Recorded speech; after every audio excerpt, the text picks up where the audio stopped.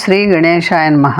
గురుర్బ్రహ్మ గురుర్విష్ణు గురుర్దేవో మహేశ్వర గురు సాక్షాత్ పరబ్రహ్మ తస్మై శ్రీ గురవే నమః.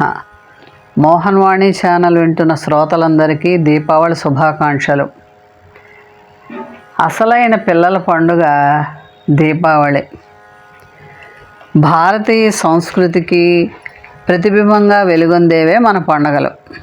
వాటిలో ఆనంద ఉత్సాహాలతో పాటు జాతి, కుల, మత, వర్గ విభేదాలను విస్మరించి సమైక్యంగా జరుపుకునే పండుగే దీపావళి.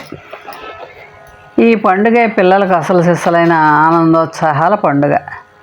శ్రీ మహాలక్ష్మిని కొలిచి ప్రసన్నం చేసుకునే దివ్యమైన పండుగ. పాతాళం నుంచి బలిచక్రవర్తి ఈరోజే భూమిపైకి వచ్చాడని, అదే రోజు వామనావతారంలో బలిని పాతాళంలోకి అణగదొక్కాడని పురాణాలు చెప్తున్నాయి. ఈ రోజున తిలతైలంతో తలస్నానం చేస్తారు.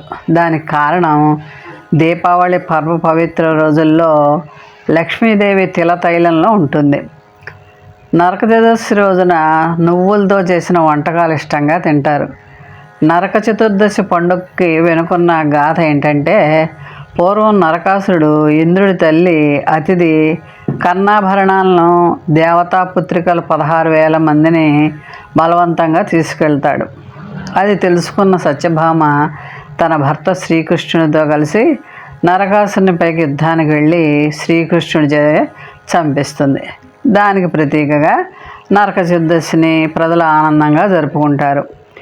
దీపావళి రోజు అమావాస్య. ఆ రోజున లక్ష్మీ పూజ విశేషంగా చేస్తారు. దీపావళి పండుగ ముందు రోజు వచ్చేదే ఆశ్వయుజ బహుళ చతుర్దశి.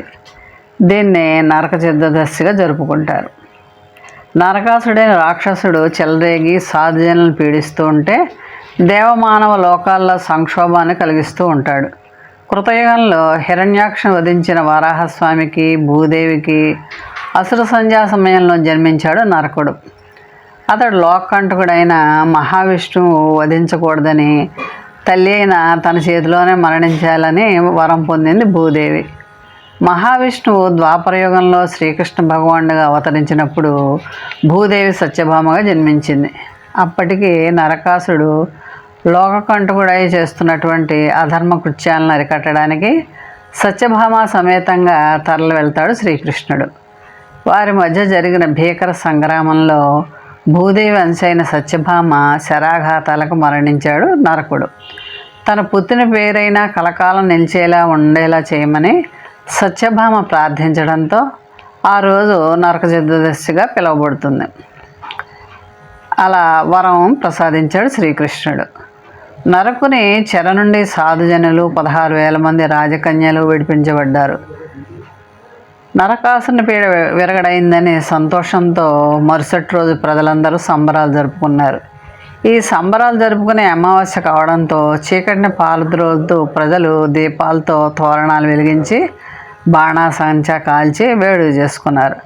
కాలక్రమంలో అదే దీపావళి పర్వదినంగా మారిందనమాట. దీపం జ్యోతి పరబ్రహ్మ దీపం సర్వతమోపహం దీపేన సాధ్యతే సర్వం సంధ్యాదీపనమస్తుతే. దీపజ్యోతిని పరబ్రహ్మ స్వరూపంగా మనోవికాసానికి, ఆనందానికి, నవ్వులకు, సజ్జనత్వానికి, సద్గుణ సంపత్తికి నిదర్శనంగా భావిస్తారు. మహిళా మనులందరూ కూడా ఆశ్వయుజ బహుళ చతుర్దశి నుండి కార్తీక మాసం అంతా సంధ్యా సమయంలో మట్టి ప్రమిదల్లో దీపాలను వెలిగిస్తారు. ఈ దీపాలను ముత్తైదువులు కార్తీక పౌర్ణమికి సముద్ర స్నానాలు ఆచరించి జీవనదుల్లో వదులుతారు. ఇవి సౌభాగ్యానికి, సౌశీల్యానికి, సౌజన్యానికి ప్రతీకలు. దీపావళి శరదృతువులో రావటం వల్ల నిశ్చలతకి, సుఖశాంతులకు అనువైన కాలం. దీపావళి పండుగ రోజున మహాలక్ష్మి పూజను జరుపుకోవడంలో ఓ విశేషం ఉంది. పూర్వం దూర్వాస మహర్షి ఒకమారు దేవేంద్రని ఆతిథ్యాన్ని సంతసించి ఒక మహిమాన్వితమైన హారాన్ని ప్రసాదిస్తాడు. ఇంద్రుడు దాన్ని తిరస్కార భావంతో తన వద్దనున్న ఐరావతం అనే ఏనుగు మెడలో వేస్తాడు. అది ఆ హారాన్ని కింద పడేసి కాలుతో తొక్కేస్తుంది. అది చూసిన దూర్వాసుడు ఆగ్రహం చెంది దేవేంద్రుని శపించాడు. తత్ఫలితంగా దేవేంద్రుడు రాజ్యం కోల్పోయి సర్వసంపదలు పోగొట్టుకుని దిక్కు తోచక శ్రీహరిని ప్రార్థిస్తాడు. ఈ పరిస్థితిని గమనించిన శ్రీ మహావిష్ణువు దేవేంద్రుని ఒక జ్యోతిని వెలిగించి దాన్ని శ్రీ మహాలక్ష్మి స్వరూపంగా పూజించమని సూచిస్తాడు. దానికి తృప్తి చెందిన లక్ష్మీదేవి అనుగ్రహంతో తిరిగి త్రిలోకాధిపత్యాన్ని సర్వసంపదలని పొందాడని పురాణాలు చెప్తున్నాయి. అంధతమస్సు అనేది ఒక నరకం. దక్షిణాయనం పాపకాలం నుండి తప్పించుకొని తరించడానికి ఉత్తరాయణ పుణ్యకాలంలో జ్యోతిని దానం చేయడం ఉత్తమోత్తమైంది. ఆశ్వేజ మాసంలో వచ్చే బహుళ చతుర్దశి, అమావాస్యలు పరమ పవిత్ర పర్వదినాలు.